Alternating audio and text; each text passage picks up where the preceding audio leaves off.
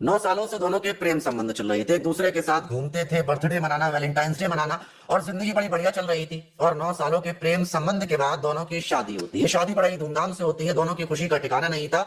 लेकिन शादी को महज 62 दिन गुजरते हैं, 2 महीने गुजरते हैं। और 62वें दिन ही जो नई नवेली दुल्हन थी वो अपने दूल्हा की, जिसके साथ वो 9 सालों से प्रेम संबंध में थी, अब आकर लव मैरिज की थी, उसी दूल्हा की वो गला दबाकर बड़ी ही शातिराना प्लानिंग से उसकी हत्या कर देती है। और ऐसा दिखाती है कि जैसे दूल्हा ने खुद व खुद अपने आप को खत्म किया है। सबको यही लगता है क्या जो लड़का है उसने टेंशनों में ये कदम उठाया है, लेकिन जब खुलासा होता है कि ये कोई मतलब ऐसा नहीं है कि दूल्हा ने खुद ऐसा कदम उठाया है, बल्कि दुल्हन ने हत्या की है। और जब पुलिस दुल्हन को पकड़ती है और पूछताछ करती है कि आखिर तुम तो 9 सालों तक इस लड़की के साथ थी, तुमने लव मैरिज की थी, अपनी मर्जी से शादी की थी, फिर 9 सालों तक साथ रहने के बाद भी ऐसा शादी के बाद क्या हुआ, क्या तुमने हत्या कर दी? अगर तुम 9 साल तक साथ में रही तो तुम ऐसा कर सकती थी, अगर तुम्हें लड़का पसंद नहीं था तुम शादी नहीं करती। लेकिन ऐसा क्या हुआ कि 2 महीने के अंदर अंदर तुम्हें लड़का बुरा लगने लगा और उसकी हत्या कर दी? जब वो वजह बताती है तो वो वजह सुनकर पुलिस वाले ही क्या, आप भी सुनकर हैरान हो जाएंगे, क्योंकि हर लड़का और लड़की दोनों जब शादी से पहले होते हैं तो एक अलग जिंदगी होती है, लेकिन जब वो शादी के बंधन में बंध जाते हैं तो वक्त और हालात पूरे तरीके से बदल जाते हैं। और फिर क्या होता है, कैसे होता है, वो आपको इस घटना में, इस कहानी में पता चलेगा। तो चलते हैं, और जो आज की घटना है कि आज एक फिर दुल्हन ने दूल्हा की क्यों हत्या कर दी, तो चलते हैं। तो दोस्तों, मेरा नाम भाग से, उम्मीद है कि आप सब अच्छे होंगे, सुरक्षित होंगे। और जो आज की घटना है वो उत्तर प्रदेश के बरेली की, और वहीं का एक इज्जत नगर थाना है। और 26 जनवरी को पूरा देश गणतंत्र दिवस मनाने में लगा हुआ था, चारों तरफ देशभक्ति के सॉन्ग बज रहे थे। लेकिन उसी बीच जो इज्जत नगर थाना है उसमें फोन आता है कि जो इज्जत नगर थाने के अंतर्गत एक कैलाशपुरम कॉलोनी है, वहां पर एक लड़की की बॉडी मतलब घर में पड़ी हुई है, क्योंकि उस लड़की ने शायद कुछ गलत कदम उठा दिया। जब पुलिस को इतना पता चलता है, पुलिस की एक टीम रवाना होती है। और जो कैलाशपुरम की कॉलोनी में एक घर है जो कमल सक्सेना का है, उन्होंने ही पुलिस को फोन करके बुलाया था। जब वो अंदर ले जाते हैं तो वहां पर एक लड़के की बॉडी रखी हुई थी, उसके गले में एक मफलर जो होता है वो मफलर था। और जो कमल सक्सेना थे वो बताते हैं कि अभी अभी हमने पंखे पर ये लड़का झूल रहा था, इसकी बॉडी को उतारा है और इसने खुद गलत कदम उठा लिया है कोई, और ये मतलब बॉडी हमने उतारी है, वीडियो बना ली है।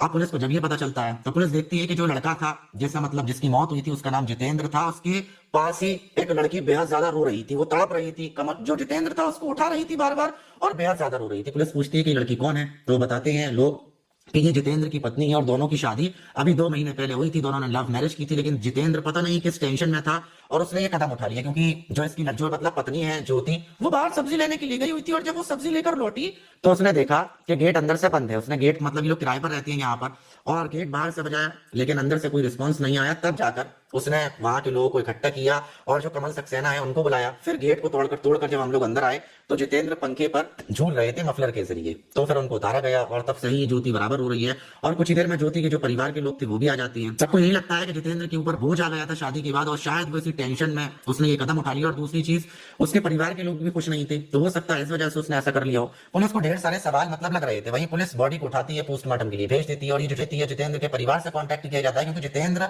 इटावा का रहने वाला था, लेकिन यहाँ पर रहकर ये कंपनी में काम करता था और इसीलिए यहाँ पर किराए के मकान में रहता था, और शादी के बाद भी ये यहीं पर रह रहा था। अब जब परिवार को संपर्क किया जाता है, बताया जाता है कि ऐसे ऐसे जितेंद्र ने गलत कदम उठा लिया है, तो जब जितेंद्र के परिवार को पता चलती है, परिवार पहुंचता है, जितेंद्र का भाई अजय और मेरा भाई विकास ये बताते हैं कि जितेंद्र ने हमें बताया था क्या जो जितेंद्र के ससुराल वाले हैं उसको बेहद ज्यादा टॉर्चर कर रहे हैं, कार की, बाइक की, और मतलब एक घर खरीदने की डिमांड कर रहे हैं। वो ये बोल रहे हैं कि तुम्हारी जो इटावा में प्रॉपर्टी पड़ी हुई है तुम उसको बेच दो, अपना हिस्सा ले लो, और जो पैसे मिले उससे एक कार खरीदो और एक घर खरीदो। और इसीलिए जो ज्योति उसकी पत्नी है वो भी बराबर टॉर्चर कर रही थी। वो ये बोल रही थी कि अगर तुम ऐसा नहीं करोगे तो मैं तुम्हारे ऊपर दहेज का केस दर्ज कर दूंगा। पुलिस को ये बात पता चलती है तो ये बात दूसरी थी। पुलिस हैरान हो जाती है कि भला हो सकता है कि टॉर्चर करने की वजह से ऐसा हुआ हो।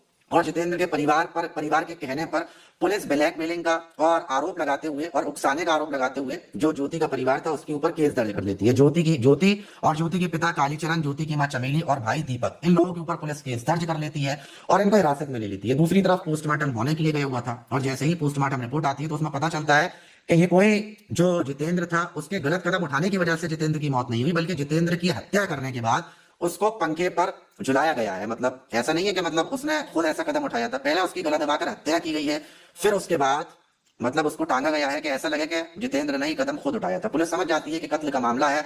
अब ज्योति से सख्ती से पूछताछ शुरू की जाती है। पोस्टमार्टम रिपोर्ट आने के बाद जो थाना इंचार्ज है ब्रजेश सिंह, वो घटनास्थल पर दोबारा से पहुंचते हैं, वहां का मुआयना करते हैं, और तब जाकर पूरा मामला समझ में आता है। और ज्योति भी अपना गुनाह जुर्म कबूल करती है। पूरी कहानी ये निकल कर आती है कि इन दोनों के प्रेम संबंध 9 साल पहले शुरू हुए थे, क्योंकि जब जितेंद्र यहाँ पर रहता था तभी ये जो ज्योति है ये बस कंडक्टर है, और जितेंद्र बस से आता जाता था, और उसी बीच रोजाना आने जाने में उसकी ज्योति से जान पहचान हो गई थी। और तब से ही दोनों दोनों के प्रेम संबंध चल रहे थे और प्रेम संबंध चलने के बाद 9 साल तक दोनों के प्रेम संबंध चलते हैं और फिर परिवार के लोग, परिवार वाले भी 9 साल का प्रेम संबंध देखने के बाद मान जाते हैं। जितेंद्र की उम्र लगभग 32 साल थी और 25 नवंबर 2025 को जितेंद्र और ज्योति की शादी होती है। शादी बड़ी धूमधाम से होती है, सारे रिश्तेदार आते हैं, लेकिन जो ज्योति का परिवार था वो इस शादी से नाखुश था। वहीं शादी हो जाती है और शादी होने के बाद जितेंद्र जिस मकान में, किराए के मकान में रहता था, वहीं पर ये अपनी नई नवेली दुल्हन को लेकर जाता है। वक्त गुजरता रहता है, लेकिन ये जो ज्योति थी ये बोलना शुरू करती है कि तुम एक कार लो और तुम्हारी इतनी सारी प्रॉपर्टी है, क्योंकि जितेंद्र के नाम में लाखों रुपए की प्रॉपर्टी इसकी इटावा में पड़ी हुई है।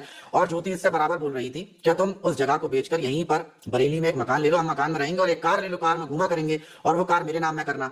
मतलब ज्योति घर कार सब अपने नाम में करवाना चाहती थी और इसी लालच में उसने जितेंद्र से शादी की थी, लेकिन जितेंद्र मानने को तैयार नहीं था और ऐसे ही कर वक्त गुजरता जा रहा था। और 25 दिन पहले जितेंद्र जिस मकान में रहता था उस मकान को ये खाली करवाकर नई जगह पर लाती है, कैलाशपुरम कॉलोनी में जो कमल सक्सेना का घर है वहां पर आती है और वहीं पर किराए के मकान में, किराए के रूम में रहने लगती है। और फिर 26 जनवरी को, अब 26 जनवरी को इसने घटना को कैसे अंजाम दिया वो भी मैं आपको बताता हूँ। तो 26 जनवरी को जितेंद्र को इसने खाने में ढेर सारी नींद की गोलियां मिला दी। जितेंद्र ने, उसने उन नींद की गोलियों को खाया और उसके बाद वो गहरी नींद में चला गया, बेहोश हो गया। फिर ये जितेंद्र के गले को कसकर दबाती है, पूरी ताकत से उसके गले को दबाती है और इसकी हत्या कर देती है। और वजह क्या थी? वजह ये थी कि बराबर इन लोगों में आए दिन विवाद हो रहे थे। विवाद ये हो रहे थे कि जितेंद्र अपनी प्रॉपर्टी बेचने को तैयार नहीं था और ये जो ज्योति थी ये किराए के मकान में रहने को तैयार नहीं थी। और अब आकर इसको एहसास होने लगा था कि इसने शादी कर गलती कर दी, इसने बहुत बड़ी गलती कर दी, क्योंकि जितेंद्र तो इसको किरायों के मकान में रखेगा, इसको वो सुख दे नहीं पाएगा जिस सुख की वजह से इसने शादी की है, क्योंकि इसने लालच में आकर शादी की थी। और इसका खून खौल जाता है। इसने फैसला कर लिया था कि ये जितेंद्र को मार देगी और 26 जनवरी को ये जितेंद्र को मौत के घाट उतार देती है। और फिर पुलिस ने जब कॉल डिटेल्स इसकी निकाली तो आखिरी बार इसने अपने परिवार के लोगों को कॉल किया था कि उनको बुलाकर जो जितेंद्र की बॉडी है उसको पंखे पर ये लटका सके। और इसलिए इसने अपने परिवार को, जहां तक अंदाजा लगाया जा रहा है, तो इसने अपने पिता और भाई को बुलाया था और इस घटना में शामिल किया था और उसके बाद उनको भगा दिया था। वहीं पुलिस सीसीटीवी कैमरास की भी रिकॉर्डिंग निकाल रही है और सारी रिकॉर्डिंग और प्रूफ इकट्ठे करने के बाद इन लोगों के ऊपर कठोर से कठोर कार्रवाई करेगी। लेकिन इस घटना के आने के बाद हर कोई हैरान है कि बिना शादी के 9 साल तक प्रेम संबंध के बाद और सिर्फ शादी के 2 महीने में इस घटना को अंजाम दे दिया। तो ऐसा क्यों होता है ये भी मैं आपको बताऊं। देखिए ऐसा होता है कि जब दो लोग, लड़का लड़की, दूर होते हैं तो उनके बीच लड़ाइयां जरूर होती हैं, लेकिन दूरी की वजह से एक दूसरे के दिल में थोड़ा सा प्यार होता है कि जैसे याद आ जाती है लड़के को या लड़की को और फिर वो लोग बात कर लेते हैं, गलतियां मान लेते हैं। लेकिन जब एक दूसरे के साथ रहना शुरू करते हैं तो फिर एक दूसरे के साथ रहने में ज्यादा कमियां पता चलती हैं कि यार ये तो ऐसा इंसान है, ये तो मतलब हमारी सुन नहीं रहा है। और फिर वो कमियां बर्दाश्त नहीं हो पाती, क्योंकि हमारी आदत पहले से, मतलब जो लोग एक दूसरे से प्यार करते हैं उनकी आदत पहले से ये बनी होती है कि वो हमें मनाएगा, अगर हम गुस्सा है, हमने उसको ब्लॉक कर दिया तो वो दूसरे नंबर से हमें कॉल करेगा, हमारे पीछे पड़ेगा। लेकिन शादी के बाद फिर ये सब नहीं होता। शादी के बाद एक बदला हुआ रूप देखकर वो इंसान बर्दाश्त नहीं कर पाता और फिर ऐसी घटना हो जाती है। और दूसरी चीज लालच। लालच एक ऐसी बीमारी है कि अगर आपके मन में लालच आ गया है तो आप समझ जाएं कि बर्बादी के रास्ते पर जा रहे हैं। ज्योति के दिल के अंदर लालच था, उसने कभी जितेंद्र से प्यार मतलब किया ही नहीं होगा। अगर वो प्यार करती तो किराए के मकान में रहने में उसको कोई आफत नहीं आती और वो इस घटना को भी अंजाम नहीं देती।